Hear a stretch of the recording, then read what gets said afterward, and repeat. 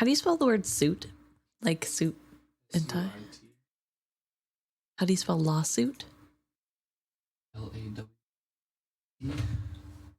So does suit mean Different things? Yes. no? It has to.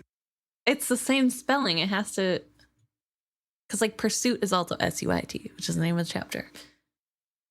So I wonder if like the root word or like the Latin meaning or whatever, I don't know where that suffix comes from.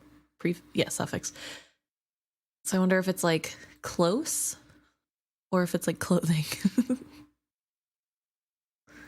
The word suit derives from the French suite, meaning following. So we just ruined it?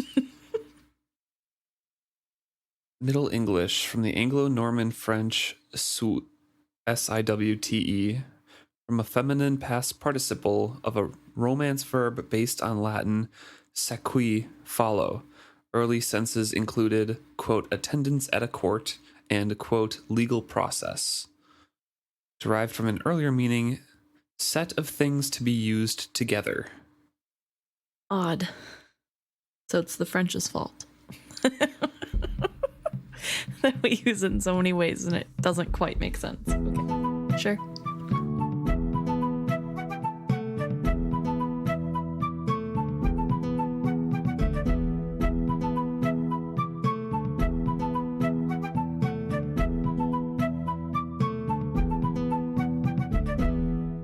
Welcome back to another episode of Is Fitz Happy? I'm Luke. And I'm Emma.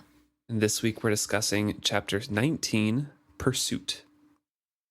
And the epigraph of this chapter goes into the agreements between the six duchies and the mountain kingdoms. How the peace is relatively new in King Regal's time, and it was really only during King Shrewd's time when Rurik and Chivalry created those trade agreements. Otherwise, It was the mountain kingdom kind of dictating what trade went through those mountain passes, and the six duchies and the mountain kingdom both withholding trades for the detriment of both countries before that. Right. It also discussed how Regal inherited this situation and then immediately like trashes it. Yeah, basically. He harasses Ketterkin out of the country. Obviously, we know this. But what he does is that he tries to send guards, quote unquote, along with these trade caravans to move troops into the Mountain Kingdom in a bid to kind of take it over by force. Obviously, the Mountain Kingdom, disagrees with that. Yes. So those, they said you can't do that. They removed him from that. And then his protestations and threats prompted the closing of the mountain borders to six duchies trade. Thwarted, he embarked on a vigorous campaign of discrediting Queen Ketterkin and building patriotic hostility toward the Mountain Kingdom. His eventual goal seemed obvious: to take by force, if necessary, the lands of the Mountain Kingdom as a six duchies province. Which does point to the fact that he was putting guards in there well before Ketterkin goes, quote unquote, missing. Right. Because he only goes to trashing Ketterkin at large when he doesn't get his way. So At large, yes, but he had been doing it for his well, yeah, but he's talking bad about her, but I feel like the discreditation, I don't know if that's a word, the discrediting begins more so a little bit later, closer to the death of his father and much after. But I thought that was interesting. That means that while he was in the inner duchies raising funds for the ships, he probably was setting this in motion. And it's also interesting because it was his idea to marry Verity to Ketterkin to begin with. Mm-hmm. So he's always wanted the land of the mountains. Yeah, and it points out, the epigraph points this out as well, saying first off that it's a very poor time to try to take them over by force because you're besieged by another force, the Red Ship Raiders, and he has been disinclined or unable to defeat them. No military force had ever conquered the Mountain Kingdom, and yet this was what he seemed intent upon doing.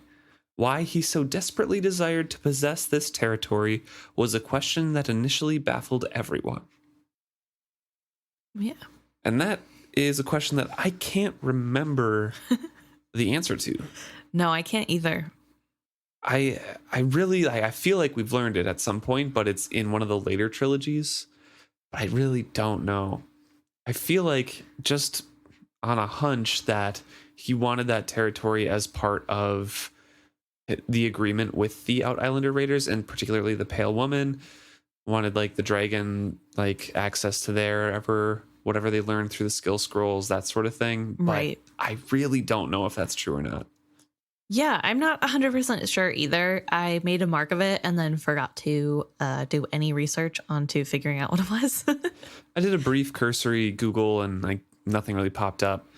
I don't know. It's kind of hard to find discussions based on very specific things in these books. So yeah, it must be something that we learn later, but I'm sure it's a one-line thing. Maybe even this series. I don't know. yeah, But I wouldn't I'm be not sure. surprised if it's a throwaway line later on. However, I would like to say that it talks a little bit about how because Ketrican's brother died, she's the sole heir to the Mountain Kingdom. And so with her marrying Verity, the people thought for a time that the Mountain Kingdom would eventually just become part of the six duchies for the wedding, or with the wedding. And it kind of made me think that potentially this is why Shrewd let Regal play his petty games at the expense of Fitz, because I think Shrewd recognizes the greatness of expanding the kingdom. I think that was like the major reason why it was explained in the first book, I thought. Well, the whole thing is that Fitz doesn't know for sure if the king knows that Rurisk isn't actually sick. So Regal's whole Right. reasoning of why they need to get rid of him is because he's sickly anyway, and he's this horrible person, and so he has to go. Mhm. And so I'm wondering if Shrewd knew he was not. Like, Possibly. 100% knew everything that Regal was telling him was fake and was like, well, this still aligns with my goals. So Quite possibly, I yeah. don't know. But I thought that was an interesting thing to think on, that maybe Shrewd isn't as blinded to what his son is doing as we originally thought. And It's a very shrewd move. Yeah. Get the 7 duchies. although still weird that he would sacrifice Fitz in that way, unless he was sure Fitz would get out of it. I don't know. Who knows? That's just I a mean, thought the I had. cost of one royal bastard who wasn't officially recognized for another full duchy with True. guaranteed, guaranteed lineage through that royal family. So small chance that they're going to uprise, Right. like rebel against you. You have more trade. You have access to the backside of the Mountain Kingdom and the mountains there. Fair enough. It's pretty advantageous. Yeah. And it makes sense. I don't know. It just is sad to think that he is willing to sacrifice Fitz in that way. But maybe he was. Hardest choices require the strongest wills. Or whatever. Gross. So they've just escaped Moon's Eye. Fitz kind of can tell that Starling wants to be left alone with her thoughts, looking back at Moon's Eye burning. And they are slowly trotting out away from it, still on Kettle's wagon, pulled by the 2 horses. Eventually, Fitz comes back to himself. Kettle, I called over my shoulder. Where are we going? Away from Moon's Eye, she said. I could hear the weariness in her voice. Starling stirred and glanced at me. We thought you would know. Where did the smugglers go? I asked. I felt more than saw Starling shrug. They wouldn't tell us. They said if we went after you, we had to part company with them. They seemed to believe Burl would send soldiers after you no matter how badly Moon's Eye had been hit. I nodded more to myself than to her. He will. He's going to blame the whole raid on me. And it will be said that the raiders were actually the Mountain Kingdom soldiers sent to free me. I sat up, easing away from Starling, and when they catch us, they'll kill you both. So right there, we get a little sense that Starling doesn't fully know the consequences of what she's doing. She doesn't know the full pursuit, the intense anger and hatred that the coterie and Regal, by extension, has for Fitz, for catching him, right, for finishing that chapter of their lives. And Fitz kind of grasps all that and right, decides to split with them here. Well, yeah, and that's fair because Starling doesn't actually know Regal. She is from a minor keep or a minor nobility in the keep. No. A minor.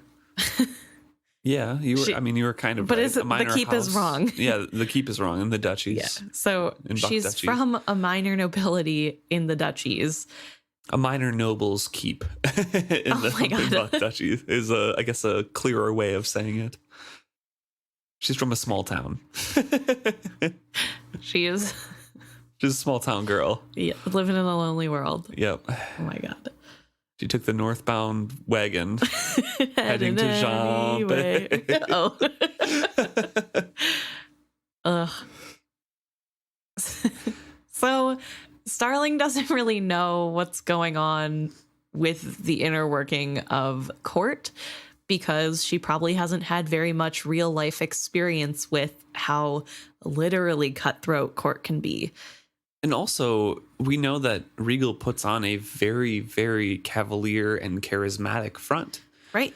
Even though she doesn't really like Regal, and that's kind of the sentiment from Buck Duchy in general, where she's from, he still can be seen as just like an overindulgent prince that we didn't want to lead, right, and is pulling out of Buckkeep for God knows what reason. He's pretty bad for the kingdom, but he's not the bloodthirsty person that Fitz knows him as. Like, he's just immature. And I think that's like part of what's keeping her from understanding the depth of the situation. Also, she has no idea how skill works. She doesn't know that the people after Fitz have a magic that can track him super easily. Potentially. We don't know that for a fact. But I mean, the possibility is there, and Fitz knows that. There's also the fact that they will stop at nothing. And it's interesting because Starling got her fingers, 2 of her fingers broken, just because she was with Fitz, essentially, to prove a point to Fitz. But doesn't seem to grasp that that's like literally the least of her worries if they catch them this time. Yeah, and so Kettle kind of grasps this as well when Fitz starts dismounting, saying, "Hey, can you ride bareback? I'm unhitching the horses from the cart." And Starling is very slow to grasp all this, saying like, you know, you're leaving us. I just saved you. We came back for you. We did all of this for you. Like, what's happening? And Kettle's like, yeah, he's drawing them off of us. And Fitz just can't stop to explain himself, really. Right. He is probably pretty shaken up, and in a Fitz way, doesn't feel like anybody will understand him with more words, which is not the case usually. But nonetheless, he is trying to get things done quickly because he knows time is not on their side. And the idea is if he's not with them, they won't go after them. Right, because he's also planning on drawing them directly to him as well. He's going to draw them away from Starling and Kettle, because he's telling them to go follow the road, go to a smaller village, hide out for a few days. When you hear that nothing is happening, then go to Jean. His plan is to draw them to him and then cut straight across the countryside to Jean into a chase. So it draws them away in 2 different directions. Right. To save them, because he can't have any guilt on his conscience, even though that's what he constantly has in his mind. And it is a good decision because he knows that they're all slowing each other down in different ways. The cart is hampering them. It's going to make getting anywhere very slow, and the soldiers that will be riding after him will not have that to hinder them. So they need to be able to get out. It's a gamble because Kettle and Starling aren't super capable of defending themselves. Kettle's pretty old, so whatever training she has had, kind of not super useful anymore. And well, she can't skill either. No. She is blocked, so. And the other problem of Starling, also not great, because I don't think she's ever trained in hand-to-hand combat. No. So, I mean, against a bunch of trained soldiers, they're kind of sitting ducks. Yeah. And it's smart of Fitz to try to get them to safety. Because even if the soldiers do come upon them on the road, without Fitz, they just kind of escaped, and they might not be the same soldiers that captured them. They might have a better chance. Right. If Fitz was with them, 100% they're dead. Exactly. So they split up, Kettle and Starling on the horses, heading off along the road, and Fitz leaves them with Nighteyes walking alongside of him. Yes. He says in his mind here, there would be pursuit because they'd find the old man killed by the wolf. They'd send out riders on all the roads into the mountains. They'd soon catch up with Kettle and Starling, unless the hunters had another, more difficult trail to follow, one that cut cross-country headed directly to Jampé, due west. And so that's what Fitz is trying to do. He's going to draw them off their trail, and he's worrying about all the future and thinking, I need to find supplies and stuff, but that's not really going to happen. What worried me more was that I might find myself on the edge of an unscalable ridge or having to ford one of the swift, cold rivers.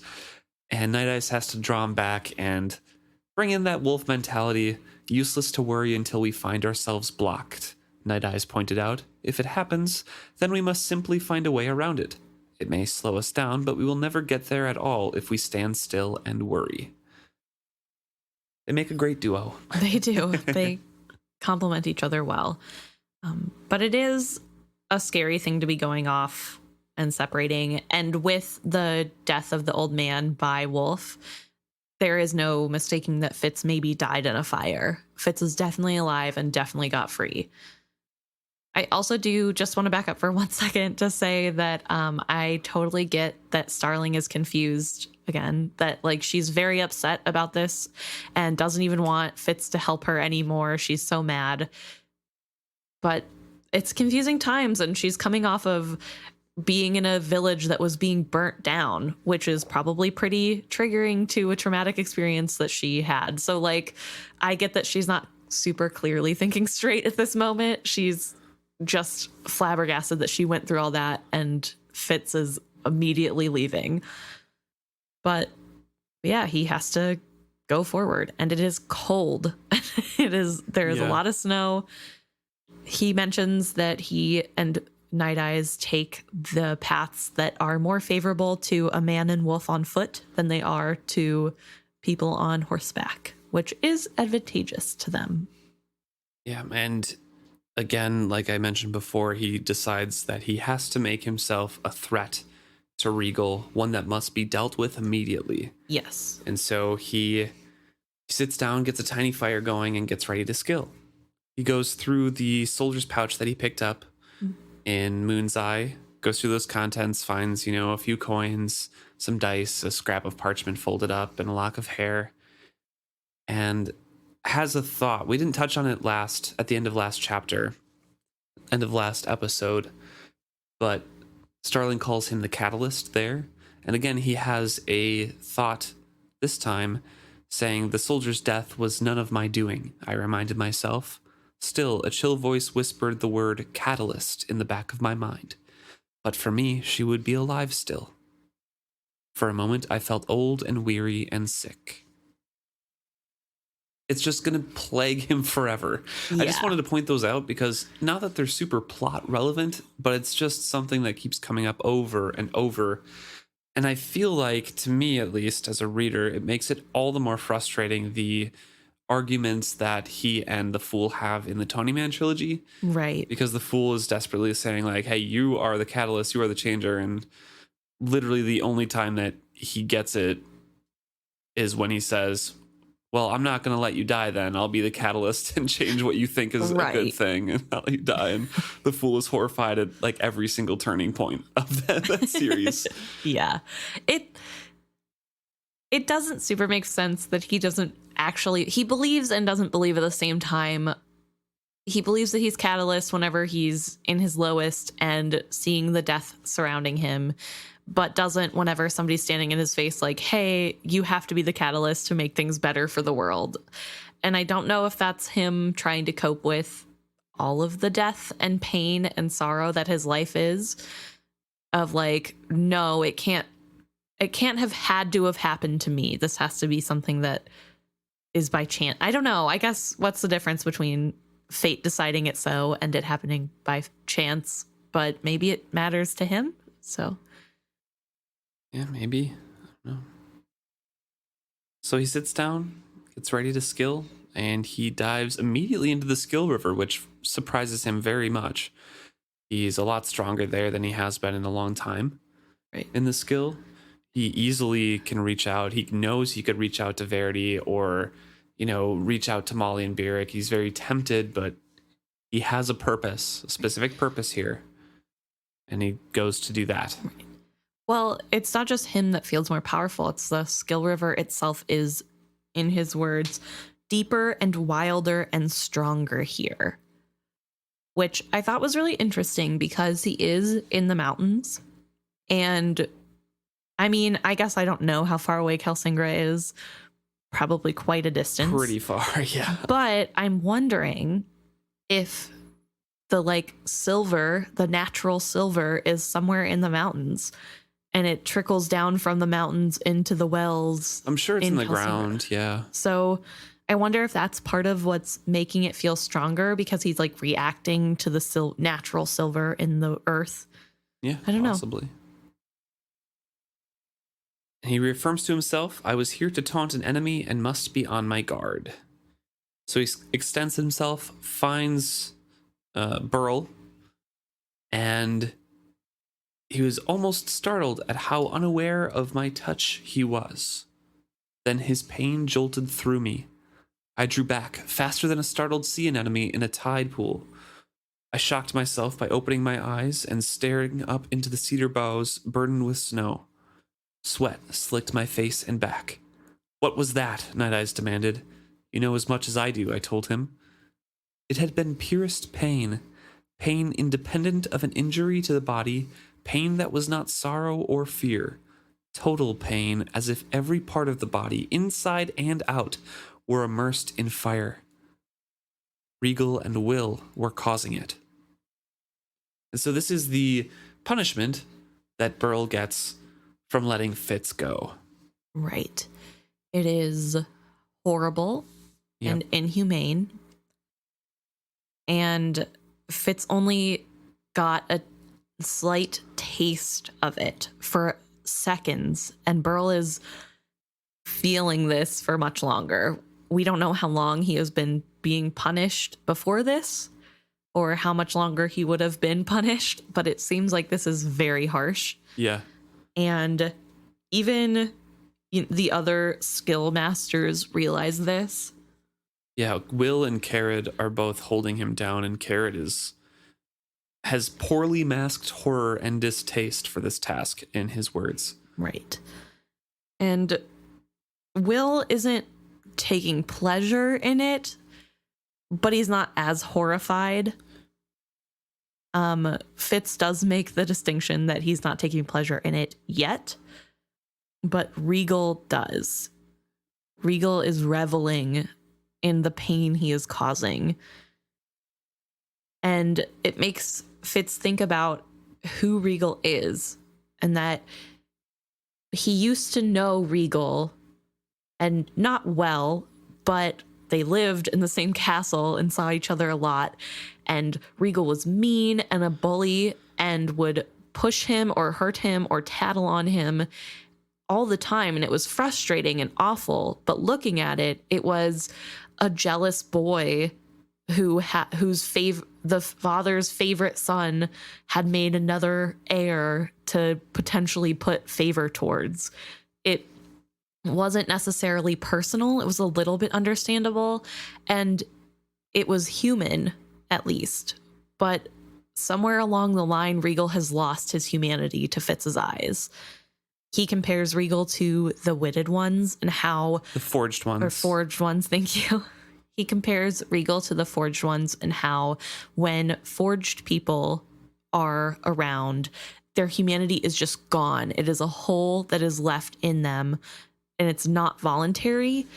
But he even goes so far as to say that there's a shadow of what they were that remains. But Yes. with Regal, there's nothing. If he had opened his chest and there was a pit of vipers there, he couldn't have been more surprised. Right. It's just who Regal is now. There's no hesitancy. And it's really interesting how he's come to this place. It does make me wonder what pushed Regal over the edge. I don't necessarily know that when his mother died, that's what immediately did it. I think it was still a slow growth.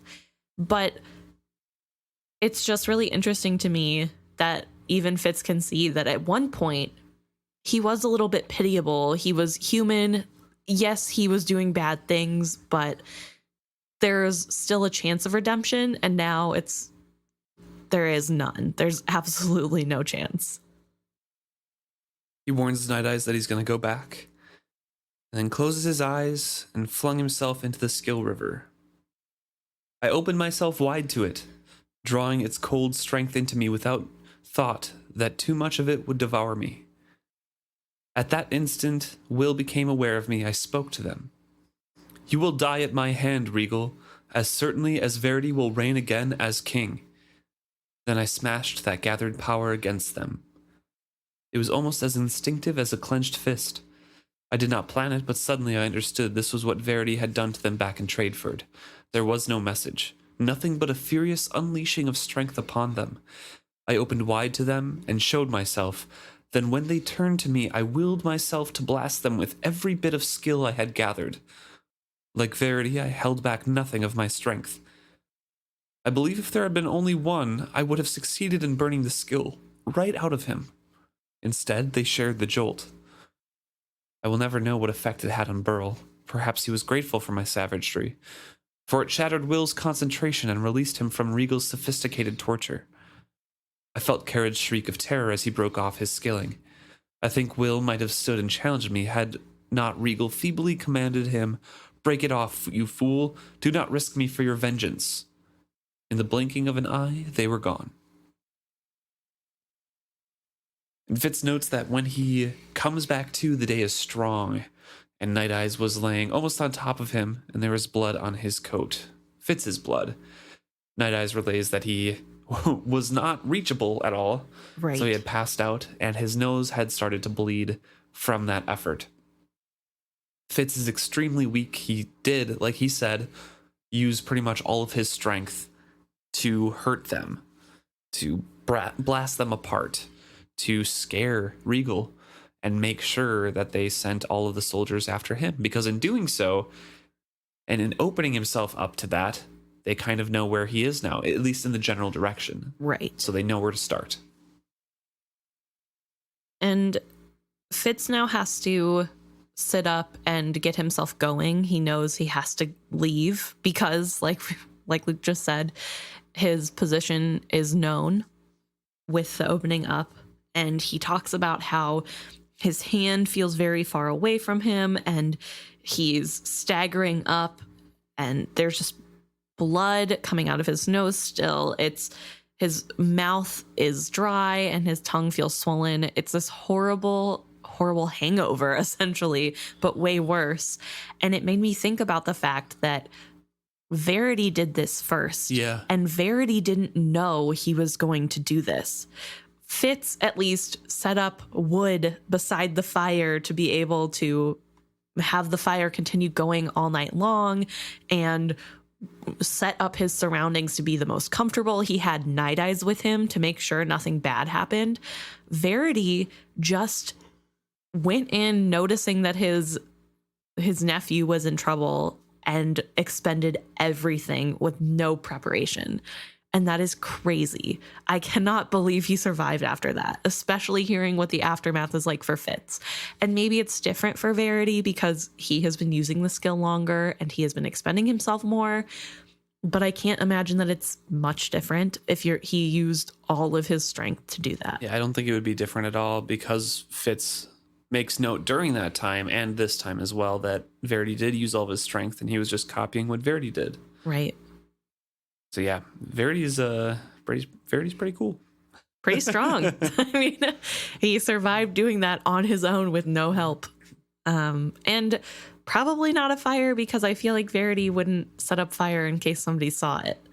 Maybe not, but either way, very impressive. So they head on out because Fitz knows that they have to flee now. They spend their days just kind of walking along because Fitz can't really go any faster. Nighteyes is searching out best trails, hunting alongside. He's kind of carrying the team at this point because Fitz knows that it's endurance at this point. Right. He just needs to keep going day in, day out. Mm-hmm. And he does mention that the snow in the mountains right now is hip deep in some parts. It's super deep snow. And I don't know if any listeners also live where it snows, but snow is tiring. Oh, yeah. Even if it's calf deep. Yeah. It's super tiring to walk in. So I can't imagine being hip deep in snow and like trying to wade through day after day with no breaks, essentially, because you just have to get going, on top of the fact that he's recovering from the skill. And he's not getting a lot of sleep. He talks about how at night when he rests, he has to keep his walls up because he doesn't know if Will or Carrot or Burl can track him through the skill, or if they'll try. He doesn't know if they're going to try to attack him in his sleep. He does feel Will battling against his walls. He says that I kept my skill walls up tight, but even so, I was aware of Will's battling against them. I did not think he could track me as long as I guarded myself, but I was not certain of that. So that's another draw on his strength, like constantly being aware of that as well. And then also, because it's so cold, staying up and not falling asleep forever to feed the fire. Yep. Making sure that he stays warm throughout and having to stand up to get feeling back in his feet by stomping them. Ooh, I do not envy Fitz on this journey. He says, when I arose on the fourth dawn of our traveling, I knew we were deep within the mountain kingdom. I had seen no sign of pursuit since we had left Moon's Eye. Surely this deep within Ketcherkin's own land, we were safe. And he's wrong. Spoiler alert. Yeah. Little ambitious thought there. Little hopeful thought, but wishful not quite. thinking. For the first time, I considered what would happen. Basically, he's thinking about what would happen when he gets to Jampé. He talks to Ketcherkin. What are the repercussions of that?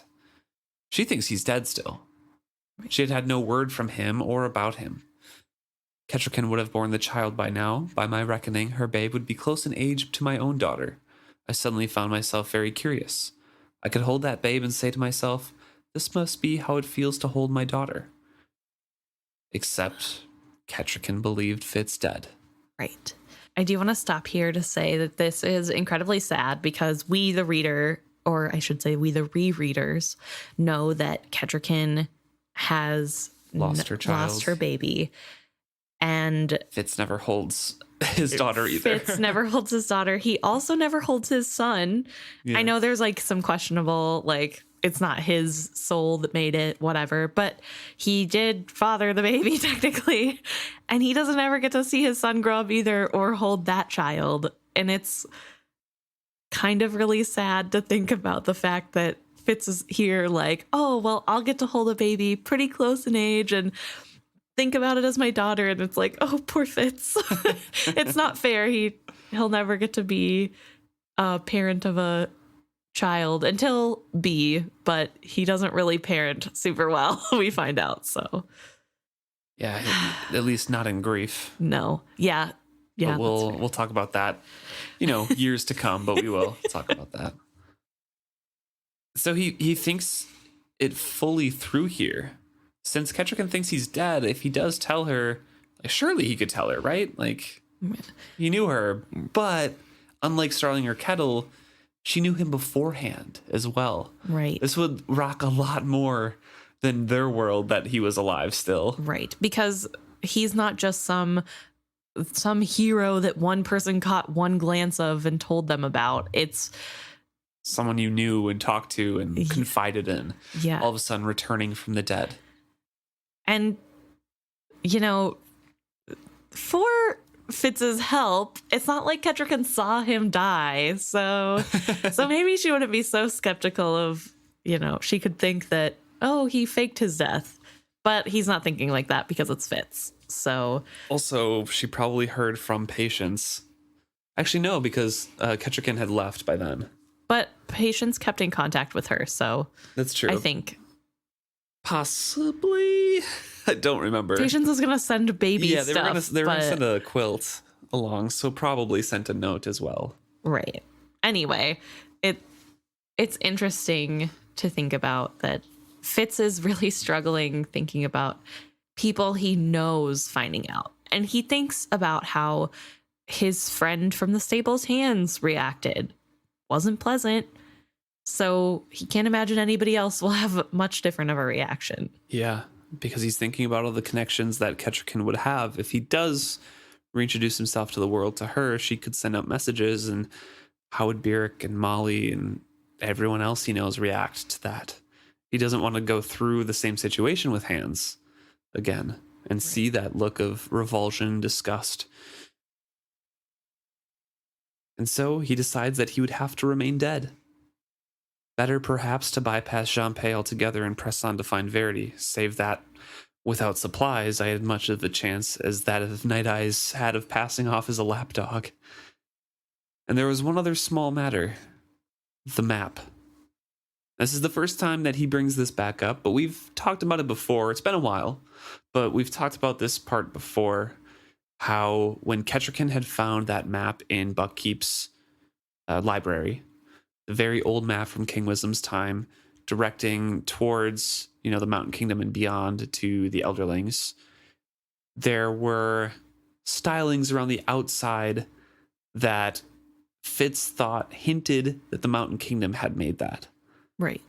Or it came from the Mountain Kingdom. That it was a recreation of an older map from the Mountain Kingdom. Yes. And so he might find that in Jean-Pay's library. And so he's thinking all this through, like, okay, so I have to stay dead to Kettrican, but Mountain Kingdom folk are very trusting. It won't be too difficult to get into the kingdom there, the palace. Should be able to sneak around and get to the library and find this map, and I'll, make a start from there. He's shameful because of those thoughts.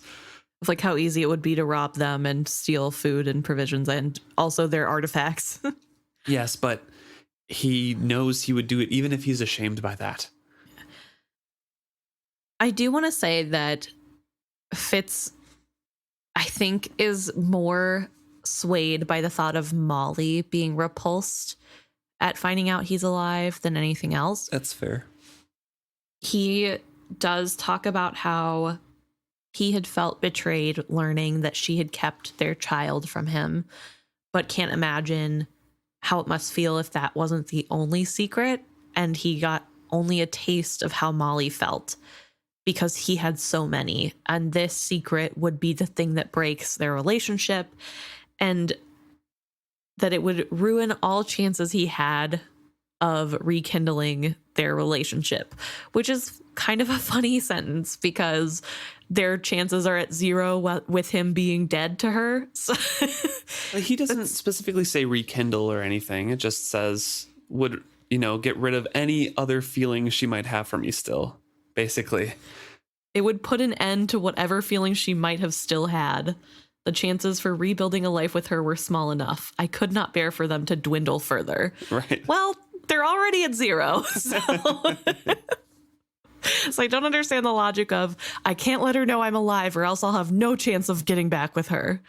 Okay, well, if you're dead, still can't get back with her. I don't... Maybe just can't let her know like that. He wants to do it on his own terms kind of thing. I guess. I don't know. I just found it funny that he's like, oh, heaven forbid she find out I'm alive, then we can't be together.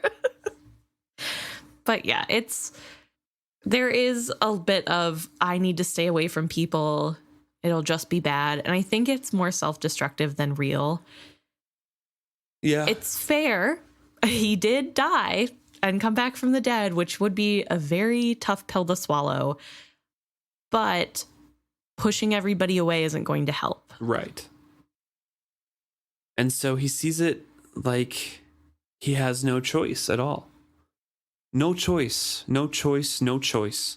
Never any choice about anything.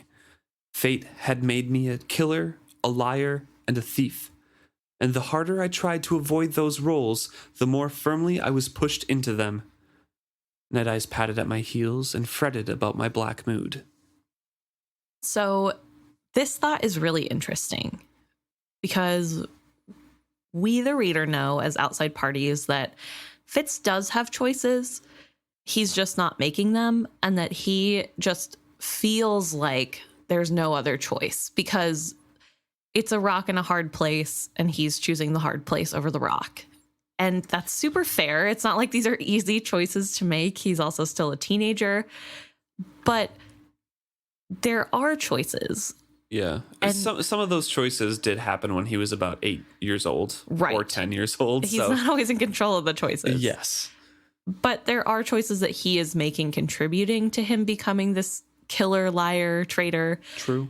And I think that he almost can't accept that his actions have consequences that do this, and not that if he spent, if you spend more time thinking about it, maybe things will turn out differently. And instead he's like, no, clearly I'm just going to keep going the way I always do, and that will be different this time.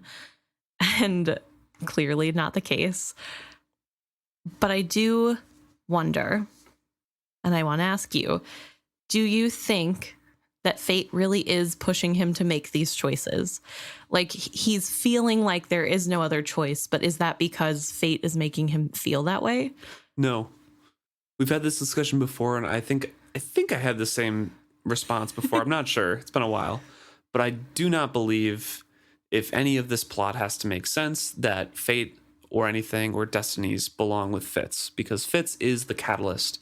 He is the one to make those choices and move the world into a different position depending on his choices. So I believe it is Fitz making those choices, and that's what progresses the different events to happen. So then that absence of fate makes you have a horrible life? No, not necessarily if there is fate in this, You don't think there's fate for everybody else and not Fitz? No, I don't, actually. Not in this universe at all. Because the Fool also mentions that the smallest choices that a farmer in a random field makes affects the future as well. There's all these small things. It's just that since Fitz is so unlikely to have survived to make the choices he does at this point, to be around, he is the pivotal moving point. He is the one who is in the positions all the time to make the next choices. Right. His choices make bigger ripples. Right. Interesting. Okay. It brings up... It's hard to fit everything in metaphysically in this book, right, in this series, because without a destiny or a fate, how can the Fool see the future? Right. There, you can explain around that, but I feel like there's no, one set way. And I think that is the underlying philosophy of all the realm of the Elderlings, that your choices do matter. Even if the prophets can't push it into a better thing, you can change your own future with your own choices. But the whole of the world is just kind of in cycles just because history repeats itself. Right. Too many people don't make different choices. Right. Because the different choices seem pretty hard considering what they lead for Fitz. So yeah, exactly. Maybe that's why not everyone could be a catalyst. So he's climbing up this ridge, and he gets to the top, looks down on the other side, and sees a road with a bunch of Pharaoh soldiers there. Well, Kingsguard, at least, in the yellow and the browns. Sees a bunch of dogs, sees men on horseback, sees a hunter with a long-legged mongrel dog as well. That is separate from the pack. And we know this is the old blood hunter. Yes. That Regal has paid and bought to hunt Fitz. Fitz hasn't realized that yet. He's just kind of astounded. But he walked right into them. Yeah, he's silhouetted against the skyline because he's so high up. They see him, and he just kind of has to turn to Nighteyes as they're fleeing back down the way they came, just saying, "Sorry, didn't know there was a road there." It gets a bit hectic, understandably, because now there's a chase scene. And Fitz knows he has a small bit of lead because he was on top of a hill. They were at the bottom, so he gets a downhill run to start. They have to go up a hill. Yeah, and he gets to go through the stuff he had already trudged through as well, while they have to go through unbroken snow. Yeah, so it's like best case scenario for him being caught. And he is heading as far as he can. He tells Nighteyes to run because he knows Nighteyes is being held back. And Nighteyes says, "I will not leave you." And Fitz realizes that he has no chance without Nighteyes, but does tell him, okay, well, at least go make a diversion. Go up to the ravine ahead and make a ton of tracks. Yeah. Make it so they can't figure out where we go and meet me on the other side. Nighteyes here says fox tricks and snorts, which I thought was cute. So he's running for his life. He's gaining the shelter of some brush and getting into the forest a little bit more while the dogs and the horses are cresting the ridge. He takes off up the ravine in the bottom of it as fast as his legs would carry him. The snow was shallower at the very bottom, for the overhanging trees and brush had caught and held most of it. I went half doubled over, knowing that if I snagged on any branches, they would dump their cold loads on me. The belling of the hounds rang in the freezing air. I listened to it as I pushed my way on. Too soon, they were there too soon at the false trails and would be coming too fast, because he hears some of the bang of the hounds and yells out to Nighteyes, who says, "Silence, you fool, the hounds will hear you, and that other." My heart near stopped in my chest. I could not believe how stupid I had been. He's close to panic. He's running for his life. He got what he wished for, but it was a surprise. Yes. And that's what he was not expecting. He thought they were going to come directly from behind him. Maybe in the distance he would hear some bang and be like, "Oh, I have to move faster," or maybe lay false trails. Right. It would be a longer chase. But this is right away, right in your face. Let's go. Like out of nowhere. Also, kind of can't believe he didn't think about the fact that maybe they would just go straight to Jumpe on roads. I can understand why, because they're looking for him, but they know where he's headed. So I think he did figure that they would go on roads. He just seriously didn't know where the roads were. That's fair. That's fair. He was just kind of cutting straight across the countryside and didn't expect a road to be there. Yeah. Just a horrible chance encounter. It was fate, if you will. Yes. Ooh. And so Nighteyes is being a hero here, pretty much. He's laying false trails. He's going in between the pack.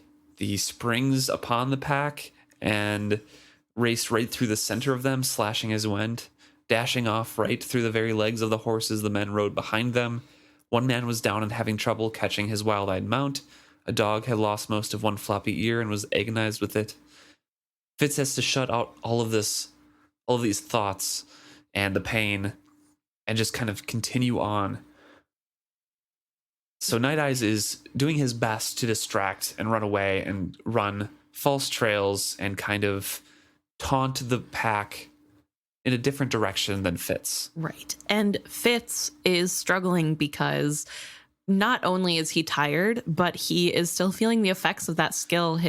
And he wasn't expecting this, so it's not like he's well rested. This is after most of a day's journey. He is tired, and his legs feel like lead, and his mouth is dry, but he knows that Nighteyes is risking a lot to give him this time, and he has to keep going. Yeah, and this is the end of the 4th day of trudging since that skill thing, without much stop, without sleeping through the night, without keeping his good meals walls up.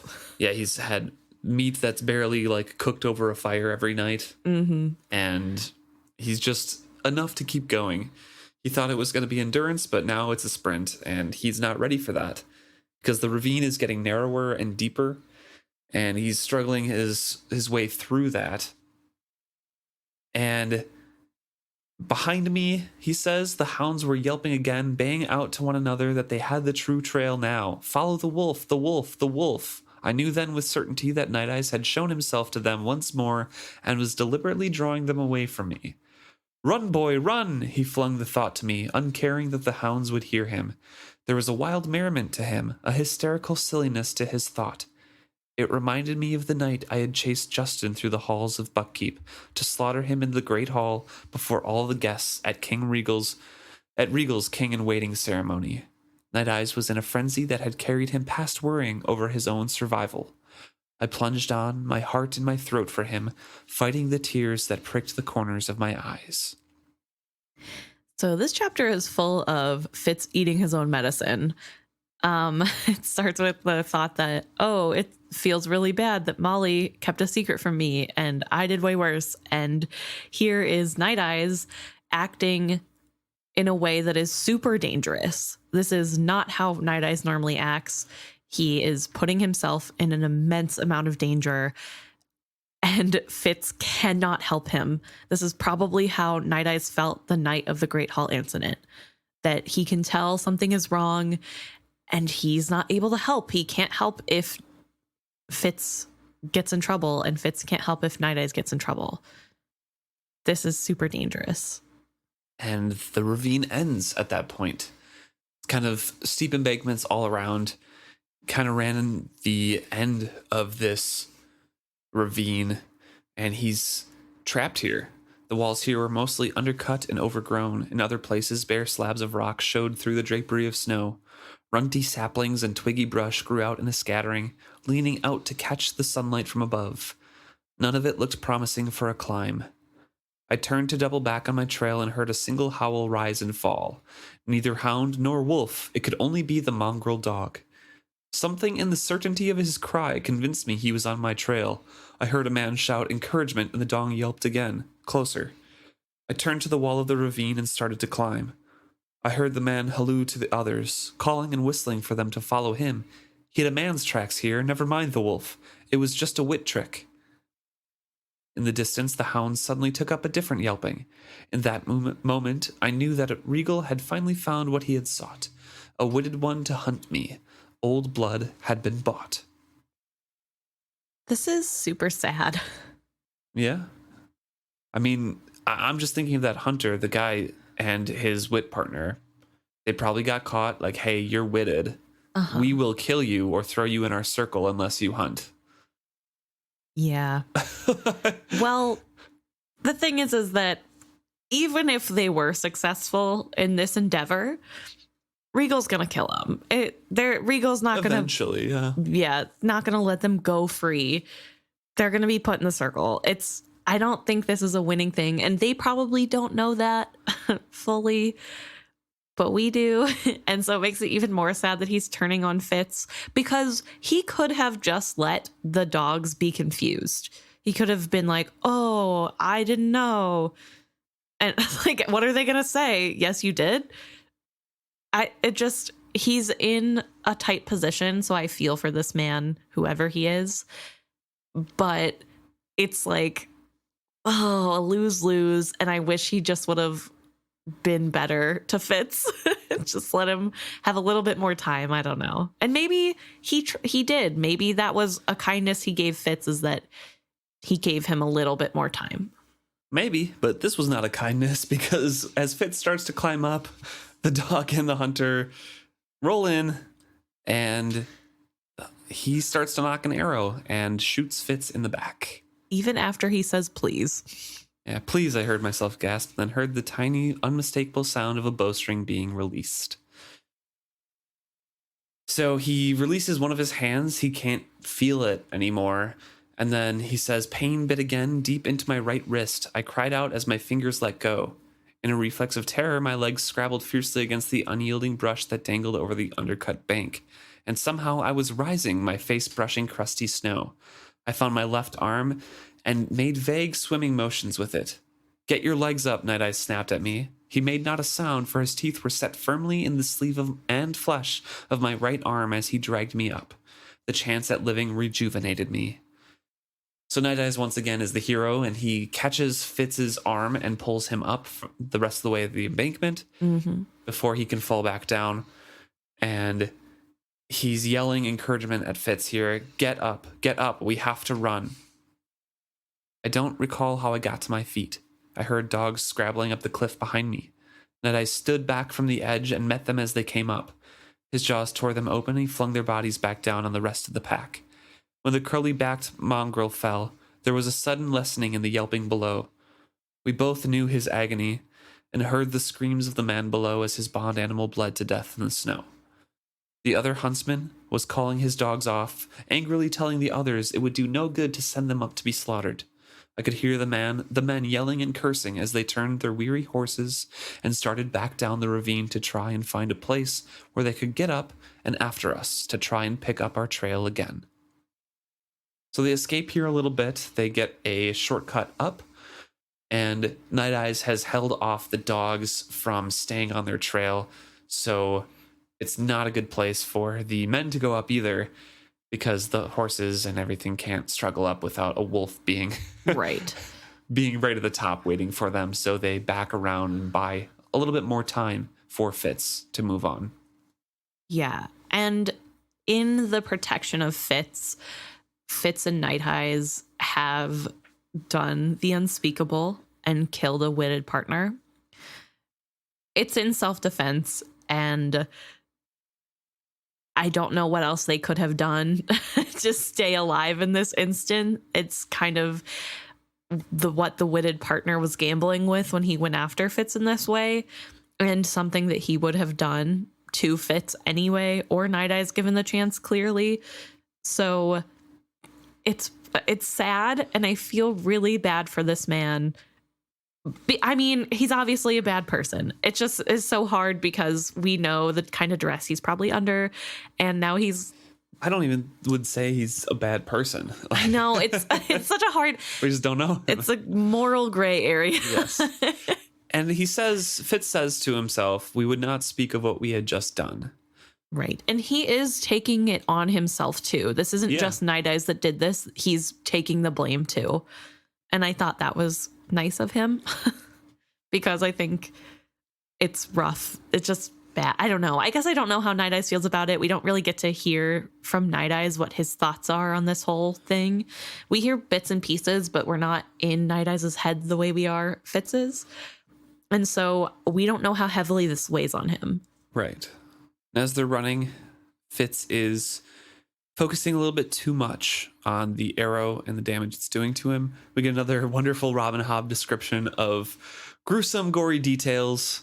And this part is Fitz focusing on when he has butchered deer before. Yes. And seeing the damage that it does for like longa shots and things like that. So he's focusing on like, do I taste blood in the back of my throat? Like, what's happening? And Nighteyes just has to say, don't think about it. You weaken us both. Just walk. Walk and keep walking. Yes. Because he knows that Fitz can't run at this point either. Right. The arrow is pretty deep in his shoulder from the back. It's in his back, like straight in the back, I think. It's not just shoulder. Well, but like the back shoulder. Right. It's like, this is still... I'm touching a part of my shoulder. You can't see that, listeners. But like, I feel like your shoulder blade is on your back, and that's still shoulder, is it not? Or do you count that as just Does he say back? shoulder blade? He just says he gets shot in the back, but a fist in the back, one of Regal's old trick from childhood, and then deeper, hotter pain inside me. So I don't know, but I feel like if it's affecting his hand, it has to be somewhere near the shoulder blade, right? Maybe. Yeah, could be. We don't get a description of exactly where in his back. We don't. I don't know. I am picturing like left shoulder blade, not center of the back. Like you can picture it if you want. I don't. That's just so everybody's on the same page as me. I guess I don't know why I just assumed that's where it is, but that's where I was. I don't know where I was going with that now, though. So Fitz and Nighteyes walk on.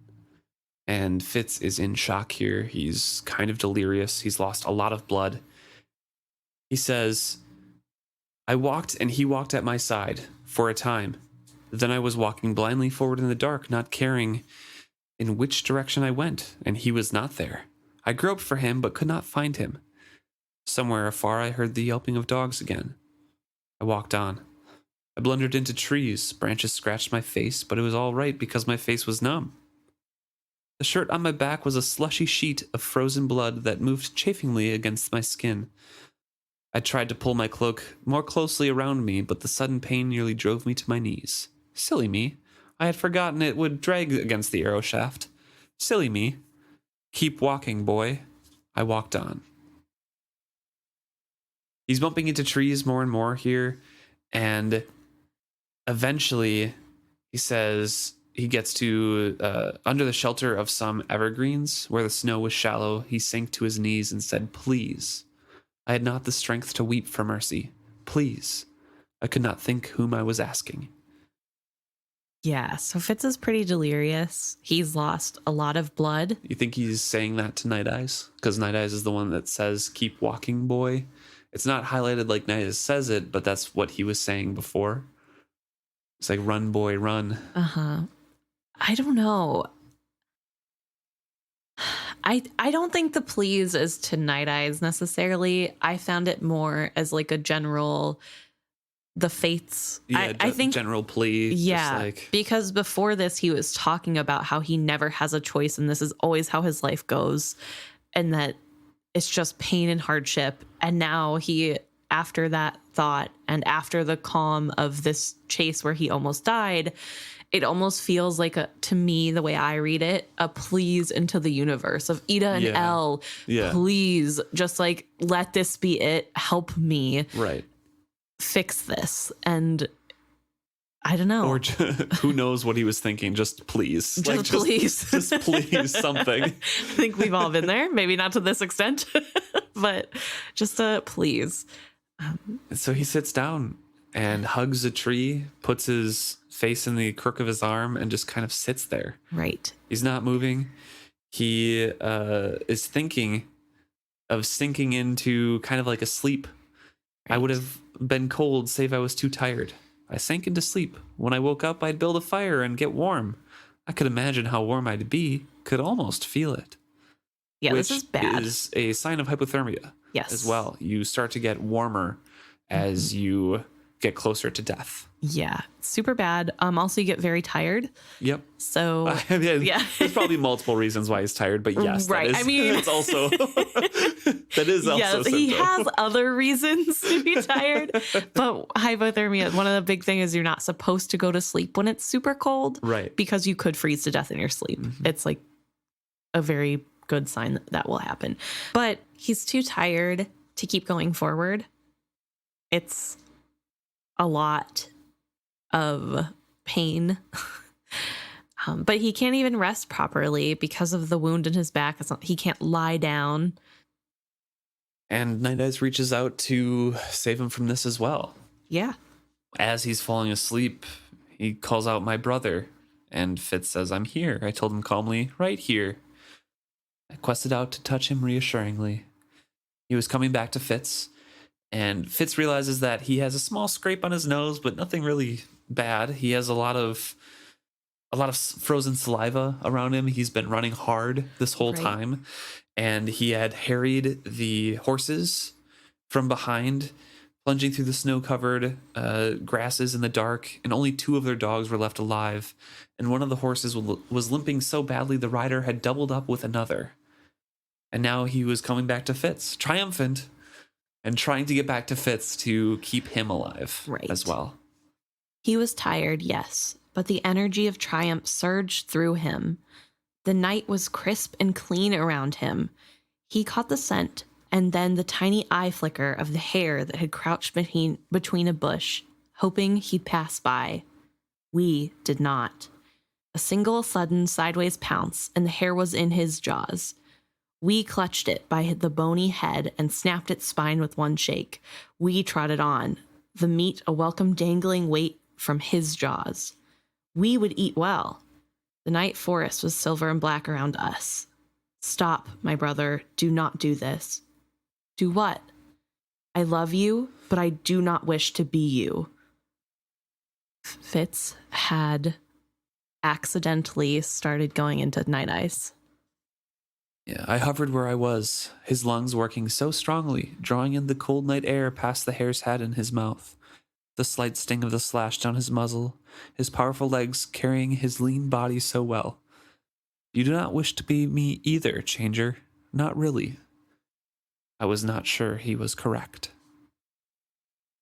Once again, he feels his body's strength waning, and even more so than before, because before it was a struggle to detach fully from his body to go into Nighteyes as his body failed in the dungeons. Right. This one, because he's done it in the past, he knows what he's doing. He knows what it feels like. He knows, his mind knows that his body is dying. Right. And that the natural thing is to jump into Nighteyes. I don't think he does it on purpose. I don't think at first he realizes. No, he doesn't, because when Nighteyes calls him back, he does go back to his own body. Yes. But I do think the hesitation is when he realizes what's happening, he really has to fight the urge not to stay.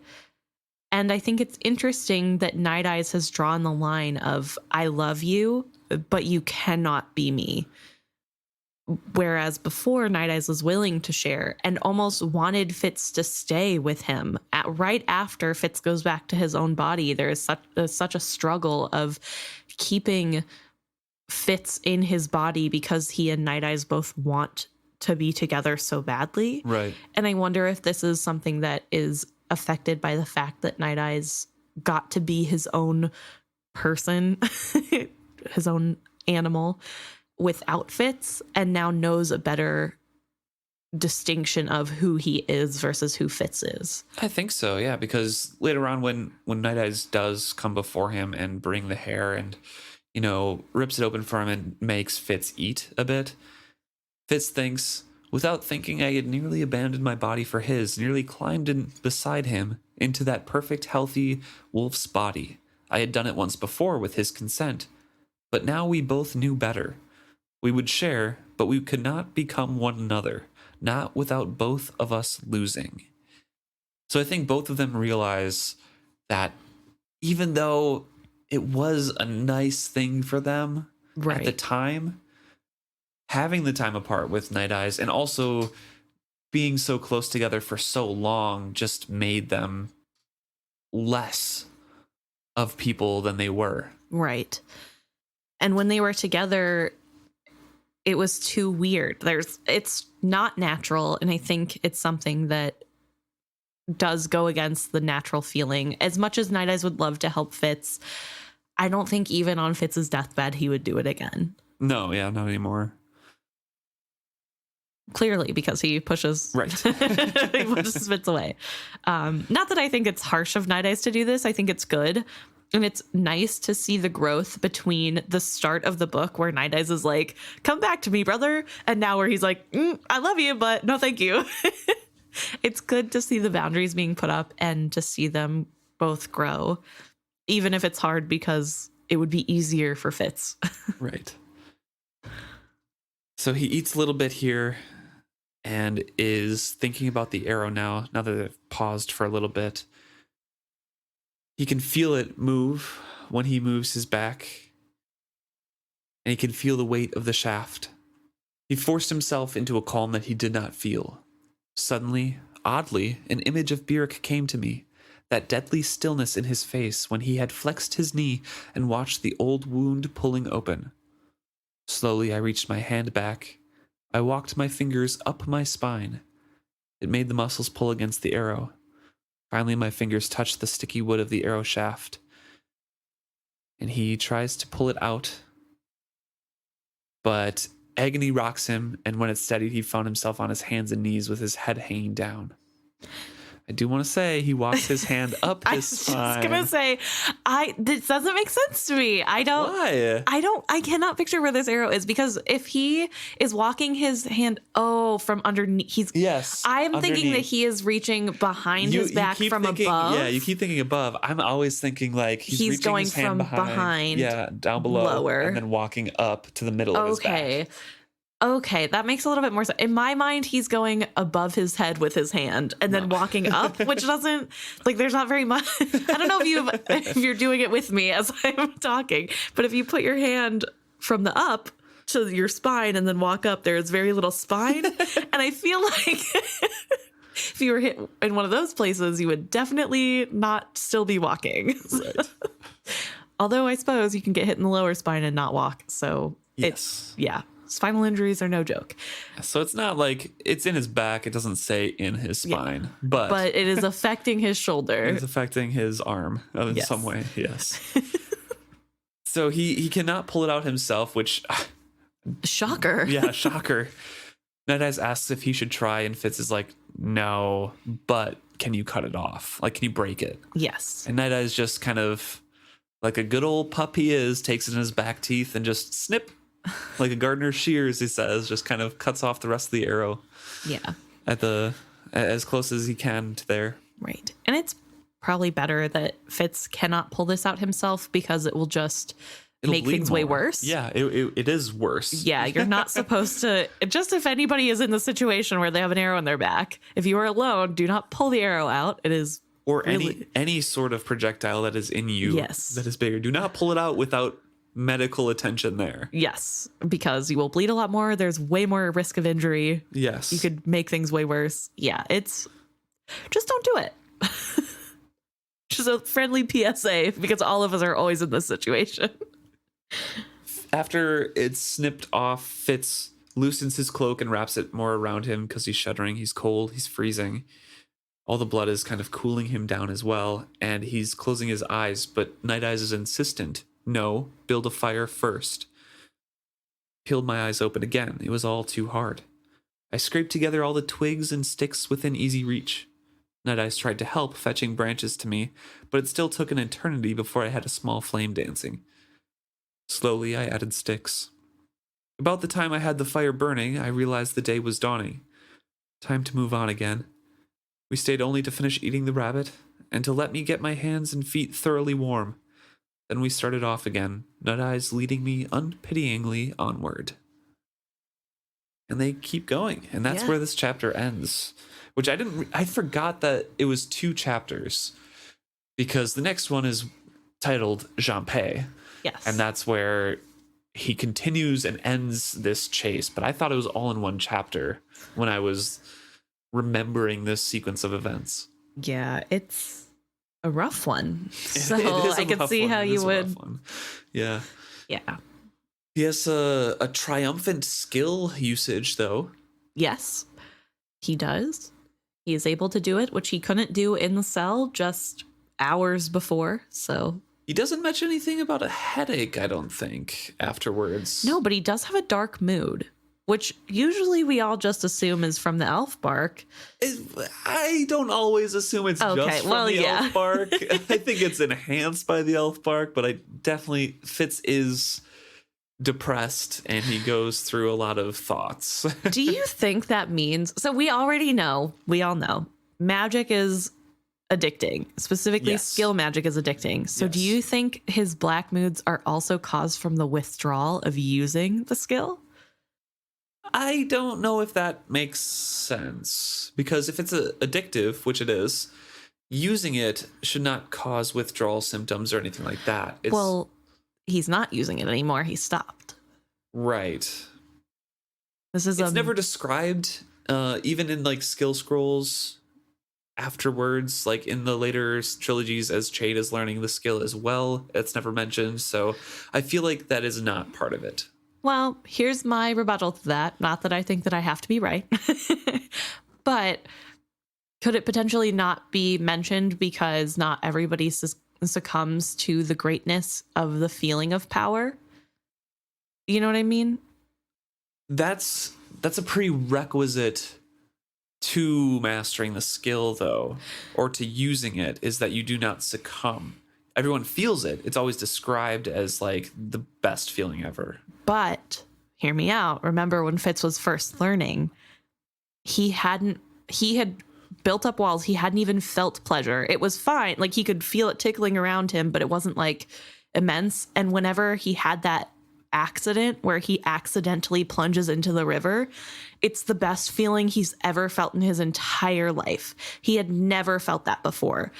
So that was because Galen was hand-holding all of them. But he had initiated the contact and kept that. It was just like a barest hint of letting through the rest of it, basically.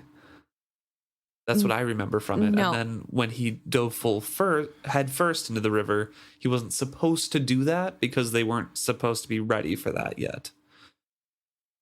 Right. But everybody else was struggling. So remember, they were doing one-on-ones with Galen. He's like looking into their mind, and Fitz freaks out because Galen's trying to like rifle through his thoughts. Right. And up until this point, they'd been doing exercises where they're like blocking off their mind, and Fitz was the only one succeeding at not touching the skill. Right. And then with this mistake, he does touch it, and it like makes everything great. It's a wonderful feeling. So I'm thinking the other people were struggling because they weren't being taught by a true master, and they weren't like trained well. I don't know. We know that Galen didn't teach in a very conventional way, nor did he teach well. So I wonder if normal people training in the skill never have that moment of slipping, or at least not normal. I don't know, not normal. I don't know. I don't know how best to just something was abnormal in how Fitz learned to connect to the skill, you mean? Yes. And so like it's more of an addiction quality because he knows what the untapped stuff feels like, the pure skill, and he does feel it every time now because he knows what he's looking for. And he almost got swept up this last time where he like almost lost himself and then gathered himself again, remembering that he has a job. It's possible that just doesn't jive with how I've pictured the skill. That's fair. All the time. I'd be more apt to think that his dark moods after using the skill are because of his depression and his mental PTSD and everything like that. And with the fleeing great feeling, all of that comes rushing back in and it hits harder than normal. Coupled with the fact that he uses elf bark once in a while and it really enhances it. Right.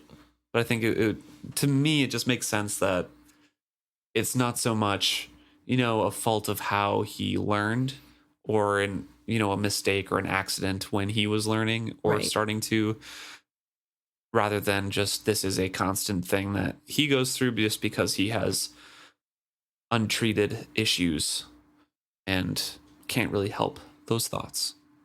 Fair enough. I don't know. I guess we won't really ever know, but I don't know. Just a different way to think about it, I suppose. Yeah, definitely. Thank you so much for joining us this week. Glad you tuned in and listened to Chapter 19 with us. We're looking forward to hearing from you at the end of this.